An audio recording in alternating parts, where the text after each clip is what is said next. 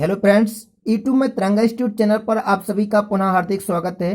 मैं शिवेंद्र सर आज आपको साइंस के भौतिकी का महत्वपूर्ण चैप्टर प्रकाशिकी के कुछ महत्वपूर्ण अंकित प्रश्नों से अवगत कराऊंगा जो आगामी प्रतियोगी परीक्षाओं के लिए बहुत महत्वपूर्ण होंगे। तो देखिए, इधर पर अवतल दर्पण की बात हुई है क्वेश्चन में। और अवतल दर्पण, जब भी दर्पण की बात होती है तो दर्पण जो होते हैं वे तीन प्रकार के होते हैं। हमने इन सभी इस अध्याय को पूर्ण रूप से, जो इसकी व्याख्यात्मक व्याख्या होती है क्वेश्चनों की, या जहां से क्वेश्चन बनते हैं, इस संपूर्ण अध्याय को हमने कोचिंग में विस्तारित रूप से पढ़ा दिया था। परंतु इधर पे आंकिक प्रश्नों को लेकर आए हैं जो आगामी एग्जाम के लिए महत्वपूर्ण होंगे। तो क्या होता है, सबसे पहले हम ये जानते हैं कि ये दर्पण है तो दर्पण तीन प्रकार का होता है। समतल दर्पण होता है। समतल दर्पण ऐसा होता है कि इसके एक सतह पर इधर पर पॉलिश रहता है और ऊपर वाली सतह से प्रकाशित होती है। जब ऊपर वाली सतह जो परावर्तक होती है वो हमेशा समतल होती है, समतल दर्पण होता है।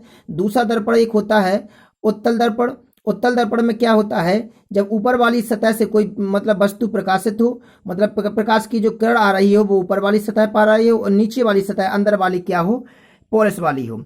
परंतु जो अवतल दर्पण होता है तो अवतल दर्पण में क्या होता है कि अवतल दर्पण में अंदर वाली सतह प्रकाशित होती, उससे क्या होता है, प्रकाश टकराता है। परंतु बाहर वाली सतह जो होती है वो कैसी होती है, पॉलिश वाली होती है।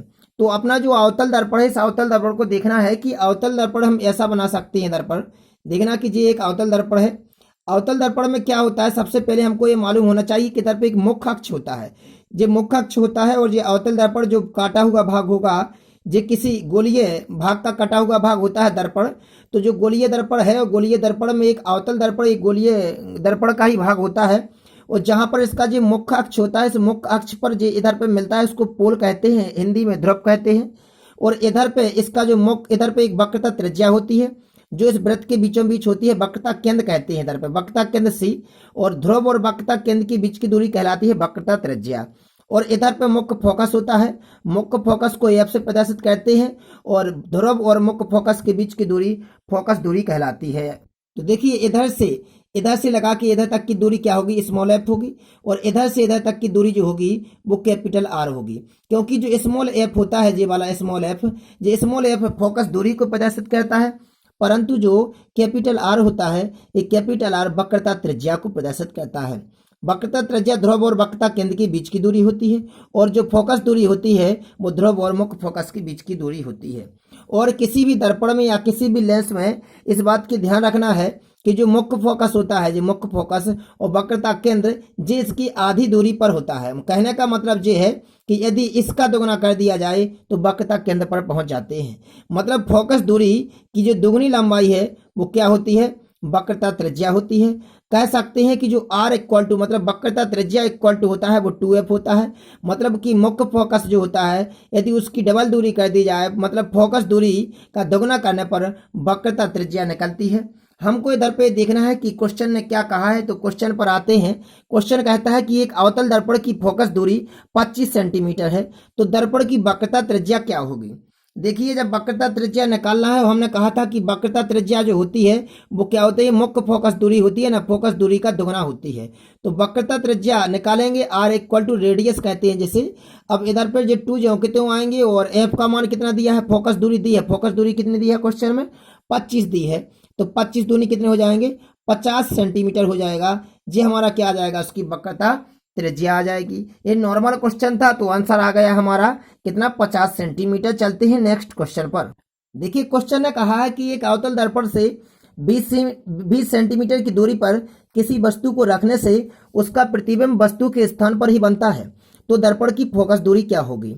अवतल दर्पण जो होता है, अवतल दर्पण में हमको इस बात का ध्यान रखना है कि इधर पे जो वस्तु रखते हैं और वस्तु पर प्रतिबिंब जो बनता है, तो इधर पे जो अवतल दर्पण है, तो अवतल दर्पण में क्या होता है, बाहर तरफ पॉलिश रहता है और अंदर तरफ कोई वस्तु क्या होती है, प्रकाश क्या होता है, प्रकाशित होता है।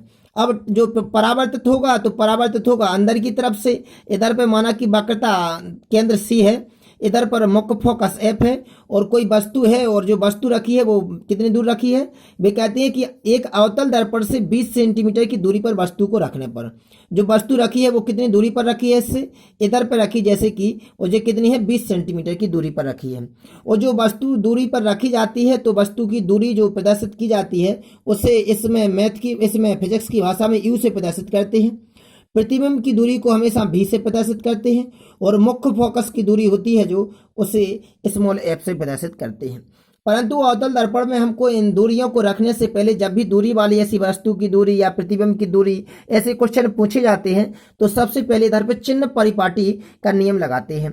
चिन्ह परिपाटी का नियम क्या होता है, चिन्ह परिपाटी में इनके चिन्ह निर्धारित किए जाते हैं। तो अवतल दर्पण में क्या होता है कि जब अवतल दर्पण में वस्तु को इस तरफ रखा जाता है, लगभग तो वस्तु को इसी तरफ रखा जाता है, तो जो वस्तु की दूरी मापी जाती है तो इधर पे देखना है, इधर पे ध्रुव था। अगर कोई चाहे प्रतिबिंब हो, चाहे वस्तु हो, चाहे मुख्य फोकस हो, अगर इस तरफ की कोई दूरी है, इस वाली लाइन की जो लाइन खींची है ना हमने, अगर इस ध्रुव के इस तरफ की, मतलब कि इस दर्पण के अगर बाएं पक्ष देखी जाए और बाएं पक्ष की जितनी भी दूरियां हो, चाहे वस्तु की दूरी हो, प्रतिबिंब की दूरी हो, चाहे मुख्य फोकस की दूरी हो, सभी की दूरी ऋणात्मक लेते हैं। परंतु यदि दर्पण में, अवतल दर्पण में अगर इस तरह दाएं तरफ की दूरी ले जाए तो वो हमेशा कैसे लेते हैं, धनात्मक लेते हैं। तो हमको इधर पे देखना है कि इधर पे वस्तु 20 सेंटीमीटर की दूरी पर रखी गई है तो वस्तु हमेशा इसी तरफ रखी जाती है, क्योंकि प्रकाश जो परावर्तन होना है वो इस सतह से होना, ना कि इस सतह से, इस अंदर वाली सतह से होना है, तो वस्तु इसी तरफ रखी जाएगी। अतः जो वस्तु की दूरी u होगी वो ऋणात्मक मान होगा, मतलब इसका मान होगा -20 सेंटीमीटर। हमको माइनस के इसलिए माने हैं क्योंकि चिन्ह परिपाटी का नियम लगाना है। किसका नियम लगाना है, चिन्ह परिपाटी का नियम। इसे हम विस्तार रूप में बाद में पढ़ा देंगे। अभी समझ लेना कि जब इस तरफ को चलते हैं, इस तरफ की दूरी को मापते हैं तो वो ऋणात्मक लेते हैं, इस तरफ की मापते हैं तो किस में लेते हैं, धनात्मक लेते हैं मान को। और क्वेश्चन वाले ने कहा था कि एक अवतल दर्पण, हर बार प्रश्न को पढ़ना पड़ता है तभी क्वेश्चन आपको समझ में आएगा। एक अवतल दर्पण से 20 सेंटीमीटर की दूरी पर, कितने 20 सेंटीमीटर की दूरी पर किसी वस्तु को रखने से, तो हमने मान लिया कि u इक्वल टू कितना आ गया, -20, उसका प्रतिबिंब वस्तु के स्थान पर ही बनता है। अब जैसे वस्तु अगर इधर पे रखी है, प्रतिबिंब जो बना है वो इधर पे बनेगा, तो कहां पर बन जाएगा, इधर पे। अब इधर पे बनेगा, प्रतिबिंब को किससे प्रदर्शित करते हैं, v से। तो लेकिन हमने कहा था कि इस तरफ की दूरियां हमेशा किस में लेना है, ऋणात्मक में ही लेना है। अब वस्तु के स्थान पर ही बनता है, मतलब कि इस पर दर्पण से देखी जाए तो प्रतिबिंब की दूरी भी कितनी होगी, -20 सेंटीमीटर होगी। तो वे कहते हैं कि दर्पण की फोकस दूरी कितनी होगी। जब दर्पण की फोकस दूरी निकालना है तो हम देखते हैं कि दर्पण की फोकस दूरी कितनी आती है। तो हमको आना चाहिए, एक दर्पण सूत्र होता है। दर्पण सूत्र क्या होता है, तो दर्पण सूत्र हमको आना चाहिए, जो दर्पण सूत्र मुख्य फोकस और वस्तु की दूरी और प्रतिबिंब की दूरी, इन तीनों में, फोकस दूरी और वस्तु की दूरी और प्रतिबिंब की दूरी, इन तीनों में संबंध दर्शाता है। तो दर्पण सूत्र क्या होता है, तो 1/f equal to 1/u plus 1/v होता है। अगर इस फॉर्मूला को आप ध्यान रखेंगे तो अवतल दर्पण संबंधी किसी भी मान को निकाल सकते हैं। अब देखिए क्या कहते हैं, हम इधर पर 1/f जाओ कि तुम लिखते हैं 1/u, u का मान कितना है, -20 है। और इधर पे देखेंगे अगर तो 1/v, v का मान कितना है, -20 है। ये दोनों मान रख देंगे तो क्या होता है, इधर पे देखना 1/f इक्वल टू, इधर पे जब हम भिन्न करेंगे इसको तो एलसीएम लेंगे तो -2 इधर पे अपोन के 20 आ जाएंगे, क्योंकि ये चिन्ह ऊपर चला जाता है, अंश का ही चिन्ह होता है, हर का कोई चिन्ह नहीं होता है। जैसे ये चिन्ह इधर पे लगा है तो ये चिन्ह माना कि इधर पे लगा है, अगर इधर पे लगा तो इधर पे लगा है, मतलब कि हर का कोई चिन्ह नहीं होता है, चिन्ह अंश का ही होता है। अब इधर पे अपन ने माइनस ऊपर लगा देंगे, भिन्न हो गया, एलसीएम ले लिया हमने डायरेक्ट, इसको क्रॉस करेंगे तो -1/10 आएंगे। अब 1/f इक्वल टू कितने आए हैं, 1/f इक्वल टू आए हैं -1/10, क्रॉस मल्टीप्लाई कर देंगे तो f इक्वल टू निकलेगा -10। अब हमने कहा था कि देखिए फोकस दूरी भी किस में होगी, ऋणात्मक होगी, ऋणात्मक आ रही है। अतः हम कह सकते हैं कि इधर पे जो उसकी फोकस दूरी होगी, लेकिन मान हमको किसमें बोलना है, जब नियम लगाना है तब चिन्ह परिपाटी का यूज करना है, वरना हम धनात्मक में मान बोलेंगे। अतः इसकी जो फोकस दूरी हो गई वो कितनी हो गई हमारी, 10 सेंटीमीटर हो गई। कितनी हो गई, 10 सेंटीमीटर। जी क्या आ गया हमारा, इसका आंसर आ गया है। चलते हैं नेक्स्ट क्वेश्चन पर। देखिए नेक्स्ट क्वेश्चन कहता है कि एक अवतल दर्पण में वस्तु का आवर्धित प्रतिबिंब बनता है। आवर्धित की जब भी बात होती है तो पहले आवर्धित शब्द को जान लें। आवर्धित का मतलब होता है बढ़ोतरी। कोई भी गुना वस्तु बनती है, जैसे कोई गुना प्रतिबिंब बनता है। गुना का मतलब जैसे 5 सेंटीमीटर पर रखिए उसका 4 गुना बन जाए, जैसे इसी क्वेश्चन में तो नहीं बना है, अगले वाले में बताते हैं। लेकिन हम ये समझा दें पहले कि आवर्धित क्या है। आवर्धित प्रतिबिंब का मतलब 100 आवर्धन कहलाता है। आवर्धन का सूत्र क्या होता है, तो आवर्धन को एम से प्रदर्शित करते हैं, किससे, एम से। और एम इक्वल टू होता है माइनस के भी अपॉन यू।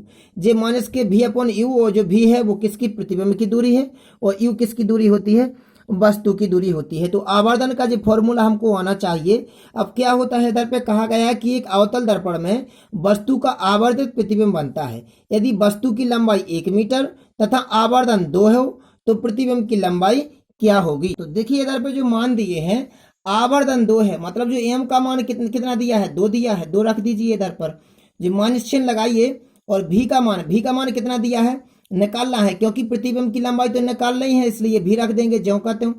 और इधर पर यू का मान कितना है, तो यू का मान हम रखेंगे कि वस्तु की लंबाई कितनी है, 1 है।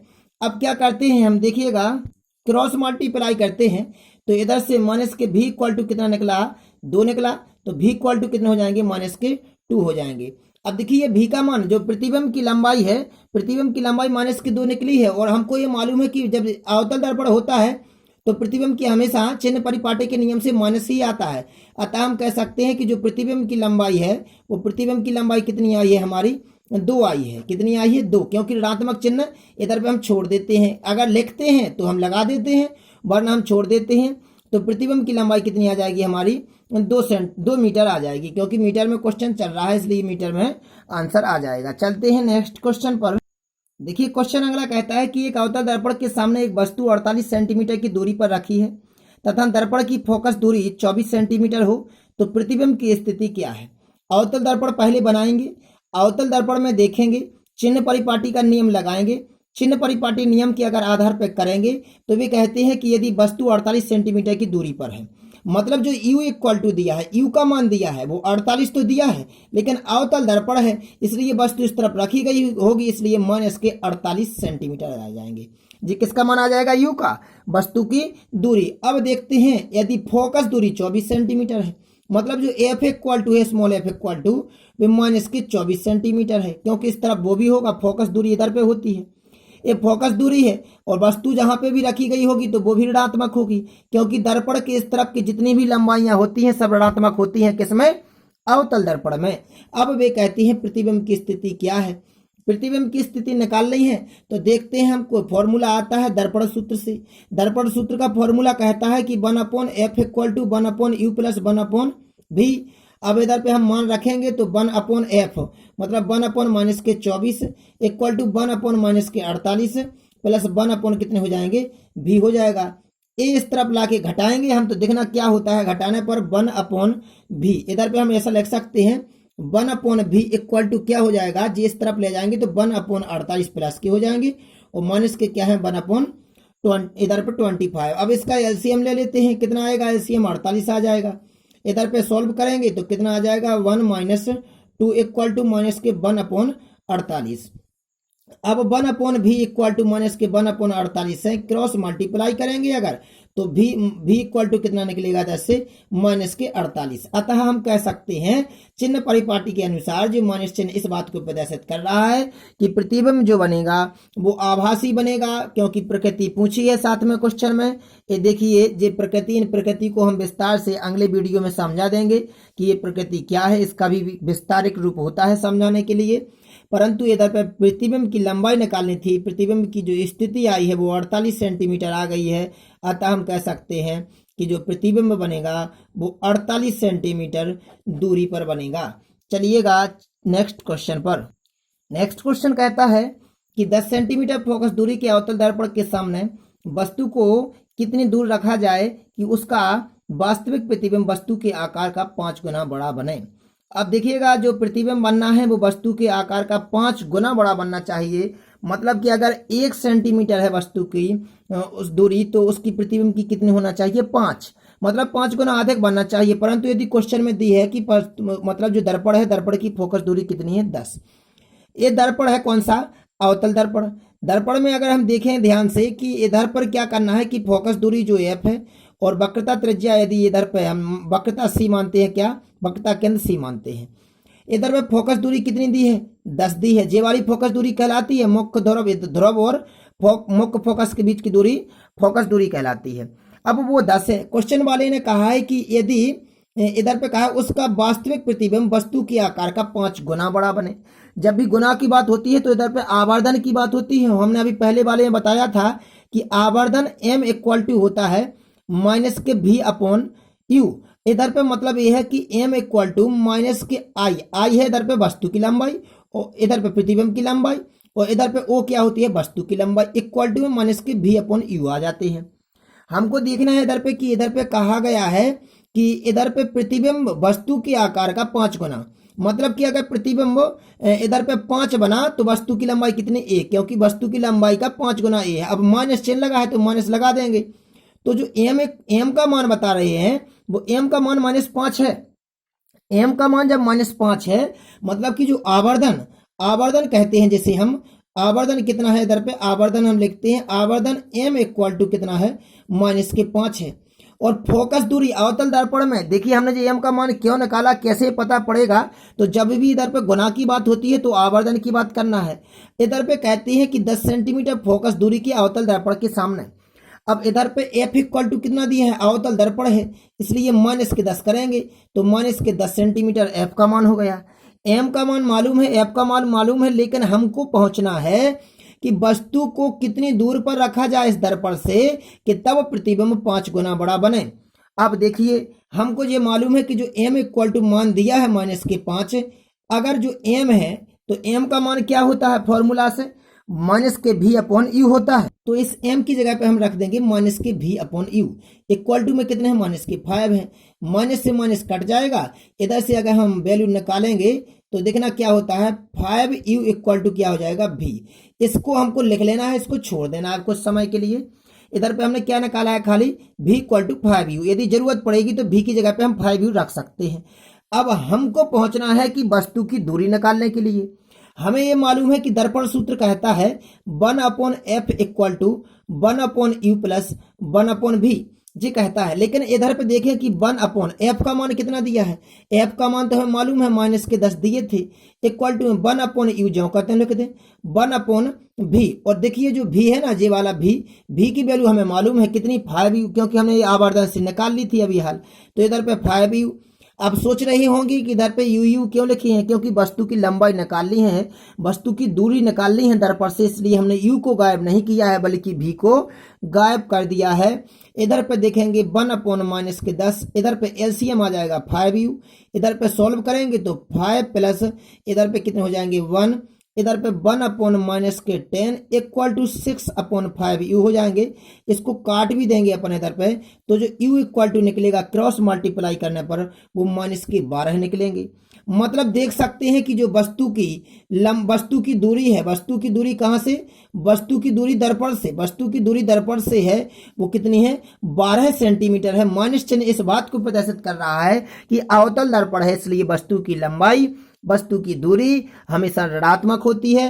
अतः जो दर्पण से वस्तु रहेगी वो कितनी दूरी पर रहेगी, 12 सेंटीमीटर दूरी पर रहेगी।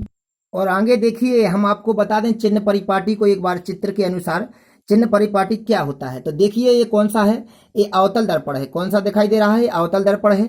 अवतल दर्पण में अगर हम देखें ध्यान से कि अवतल दर्पण में जे इधर पे ध्रुव है, इधर पे जे मुख्य फोकस एफ है, जे वक्रता त्रिज्या है। अब क्या होता है कि अगर हमने कहा था कि इस दाहिने तरफ की, इस तरफ दर्पण की अगर इस तरफ की दूरी को देखा जाए, इस तरफ की दूरी को देखा जाए तो वो दूरी कैसी ली है उन्होंने, धनात्मक ली है। लिखा भी है कि दाईं ओर की दूरी हमेशा धनात्मक लेना। परंतु अगर इस तरफ जाते हैं तो देखिए दूरी कैसी ली है, ऋणात्मक ली है, ऋणात्मक ली है। परंतु यदि वक्रता जो इधर पे दिया है वक्रता केंद्र है, वक्रता केंद्र से अगर पूरी जो वाली सिंपल सी बात है ऊपर इस तरफ जाए तो पूरी ऋणात्मक होती है। परंतु अगर वक्रता केंद्र की ऊपर वाली दूरी देखें, जैसे वस्तु की लंबाई हुई या कोई अन्य लंबाई हुई, मतलब जो ऊपर वाली लंबाई होगी वो कैसी होगी, धनात्मक। सिंपल सी बात कहना चाहें अगर हम, तो जो मुख्य अक्ष है इस मुख्य अक्ष के ऊपर पूरा डिपेंड करता है। अगर इस मुख्य अक्ष के ऊपर वाली दूरी को देखा जाए, चाहे वस्तु की लंबाई हो, प्रतिबिंब की लंबाई हो, अगर ऊपर वाली जितनी भी दूरियां होंगी खड़े में ऐसे में, तो वो हमेशा धनात्मक होंगी। देखिए ऊंचाई ऊपर की ओर प्लस, कहा भी है उन्होंने कि ऊपर वाली जितनी भी लंबाइयां होंगी वो हमेशा धनात्मक होंगी, और नीचे वाले चाहे वो प्रतिबिंब हो, वस्तु लगा दें, कुछ भी लगा दें, नीचे वाली लंबाइयां हमेशा किस में होंगी, ऋणात्मक। परंतु अगर ऐसे तिरछे में देखें, अगर तिरछे में, और जैसे वस्तु की दूरी हुई, प्रतिबिंब की दूरी हुई, फोकस दूरी हुई, वो सभी कैसी होंगी, ऋणात्मक होंगी। परंतु यदि इधर पर देखें कि इस तरफ की दूरी हमेशा कैसी होंगी, धनात्मक होंगी। इस चिन्ह परिपाटी को अवतल दर्पण में अच्छी तरह से समझना है। यदि आपको चिन्ह परिपाटी आती है तभी आप किसी भी क्वेश्चन को सॉल्व अच्छी तरह से कर सकते हैं और उसके चिन्हों को कभी गलत नहीं होने देंगे। तो आपको वीडियो कैसा लगा आप इस कमेंट बॉक्स में जरूर बताएं, ताकि हम साइंस के अन्य वीडियो जल्द से जल्द आपको उपलब्ध करा पाएं। और यदि आपको वीडियो अच्छा लगा हो तो वीडियो को लाइक करें, सब्सक्राइब करें तथा अपने दोस्तों में शेयर जरूर करें। धन्यवाद।